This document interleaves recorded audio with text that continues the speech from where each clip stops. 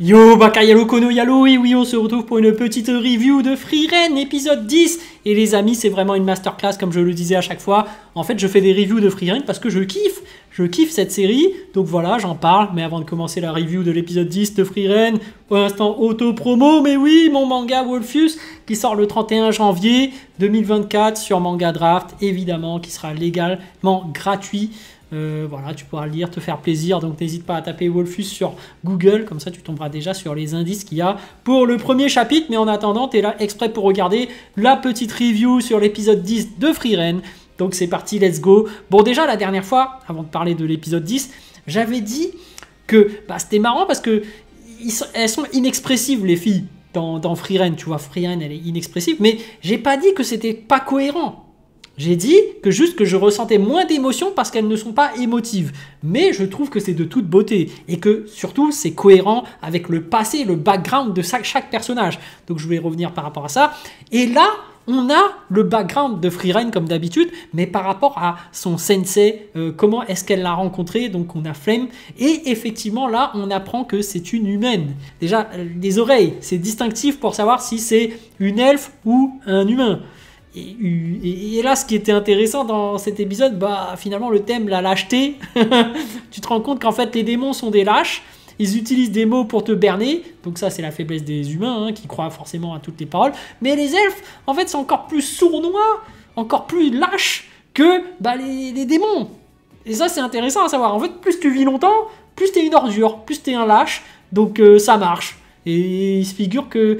là, ils ont trouvé une astuce, c'est de se retenir, de camoufler leur flux magique, donc leur énergie magique, leur mana, pour berner l'autre. Parce que du coup, les démons qui sont arrogants, on a remarqué depuis le début que les démons sont vachement arrogants, ils aiment dominer les autres et après jouer sur leur ego, c'est dans leur nature, et on voit que forcément, ils aiment bien frimer, même entre eux, et que finalement, ça, c'est leur faiblesse. Ils sont trop arrogants, ils sont imprudents, et finalement, ils font pas attention à leur adversaire qui, eux, peuvent camoufler leur mana. D'ailleurs, c'est uniquement Frieren qui le fait, et on voit bien que les autres ne le font pas. D'ailleurs, les autres mages, voilà, ils se disent, non, mais ça sert à quoi, pas ça sert à quoi? Même Frieren, au tout début, dès qu'elle voit Flemme, elle lui explique ça, elle dit, non, mais ça sert à quoi?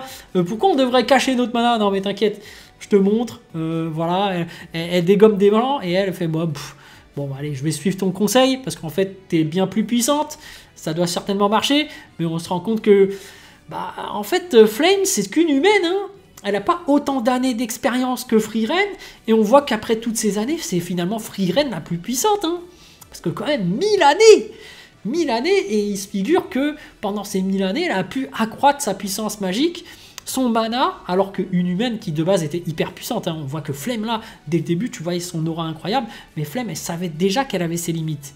Et surtout, limite de l'âge. Alors que Frieren, elle, il n'y a pas cette limite.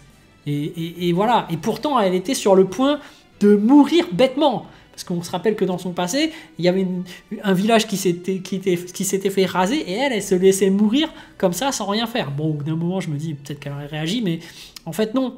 Elle se laissait abattre et les démons allaient arriver pour la tuer. Et finalement, non.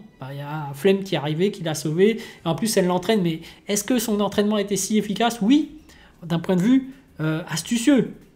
D'un point de vue astuce. Parce que finalement, d'un point de vue mana, elle sait très bien que Frieren, voilà, en termes de puissance pure, au bout d'un moment, elle se serait fait dépasser. Rien qu'avec l'âge, de toute façon, ça se fait.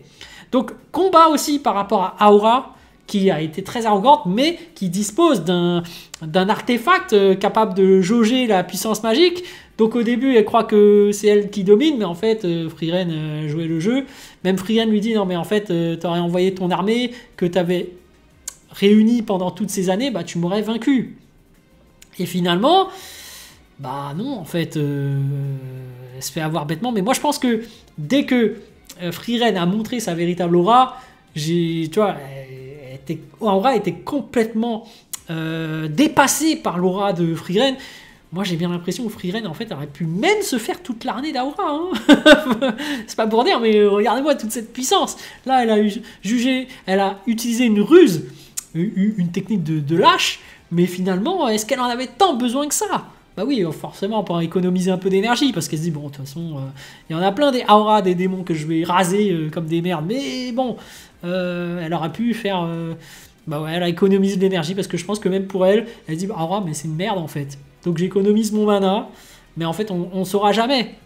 Enfin moi, c'est mon avis. Je pense qu'elle aurait pu se fumer toute l'armée. Mais même là, sur la fin, elle dévoile sa véritable puissance, mais elle prend même pas la peine de tuer son ennemi. Elle fait bon vas-y, suicide-toi. J'ai utilisé la force de ton artefact. Finalement, c'est toi qui vas te donner la mort. Moi, j'économise mes sorts. Je n'ai pas que ça à faire. Tu vois, tu n'es qu'un rien, moins que rien. Suicide-toi. Et finalement, bah, comme le pouvoir de l'artefact, c'était d'obéir à l'ordre de l'autre, bah, c'est ce qu'elle fait. Mais finalement, voilà, les elfes sont pas purs. On apprend qu'en fait, c'est vraiment des ordures aussi.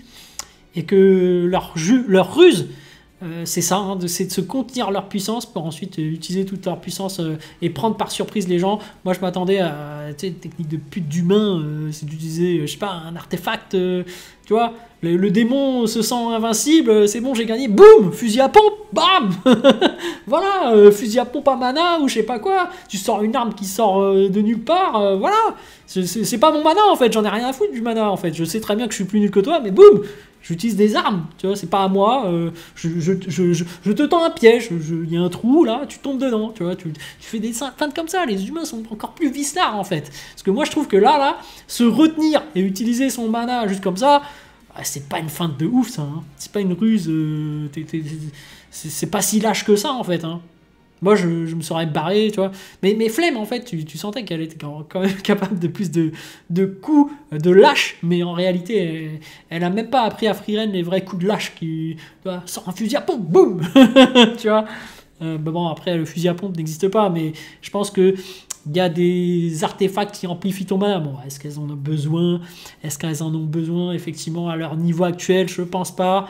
Mais voilà, j'ai très bien adoré, comme d'habitude, Frieren épisode 10. Toujours aussi contemplatif. En fait, les décors sont très beaux.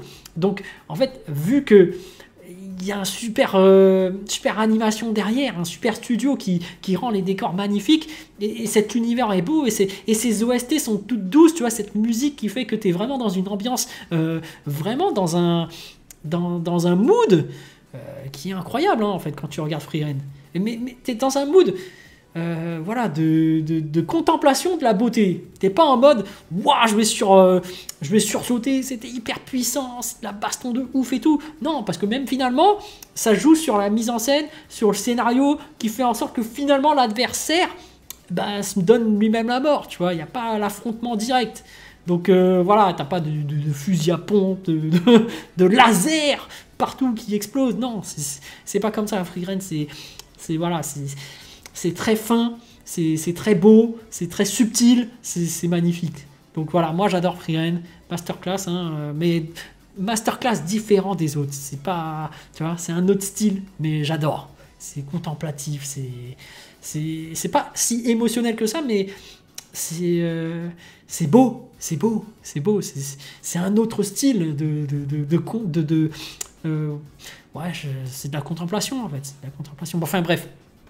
Allez, sur ce, je vous dis donc à plus dans le bus, ou plutôt à plus tard dans le car, ou plutôt à bientôt dans le bateau.